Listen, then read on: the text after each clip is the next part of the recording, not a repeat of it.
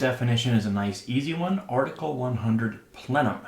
This is a chamber that's part of an air distribution system where air ducts are connected. All right, so when it comes to an air distribution system, and I'm simplifying it here, I'm not an HVAC guy, we have supply air and we have return air. All right, now there's also combustion air and makeup air and different things, but that's not part of the air distribution system. For the distribution system, you have supply air, which is conditioned air, and then you take that air back to the air handler via a plenum.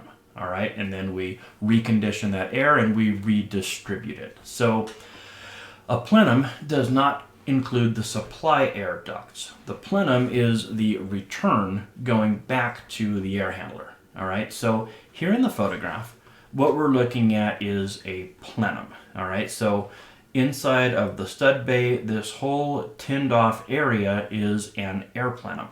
Now, we're seeing less of these today than we used to, simply because of energy codes. It's more efficient from an energy perspective to use an actual fabricated plenum made out of tin, right? Whereas back in the day, we would use joist bays or we would use stud cavities as part of our air distribution system. And when we did that, we would call that a plenum. In commercial, we would see it in the ceiling, right? When you pop a ceiling grid, take a look and see if you see ducted air returns, all right? In fact, before you do that, if you're in a commercial building and you have a suspended ceiling, look up and look for the air registers, right? The ones that are the big registers, those are going to be supply, and then if it's just a grill, those are going to be the return. So see where the returns are, and then pop a ceiling grid tile, take a look at where the returns are, and figure out whether or not there's a duct going to it. If there's a duct going to it, or really you should say coming from it, that is a ducted return, and that ceiling space is not being used as a plenum. But if the grate is just open, the grill, and we're using the actual space above the ceiling as a plenum, then that's something we need to know about, because a plenum has to have plenum-rated equipment and wiring methods installed inside of it.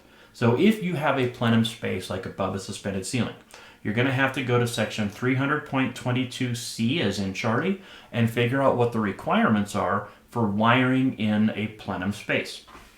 Generally speaking, and I'm simplifying this, we want metal equipment and wiring method in the plenum. And the reason for that is if there was ever a fire, the smoke from all of the stuff inside of the plenum is going to be breathed by the occupants in the building.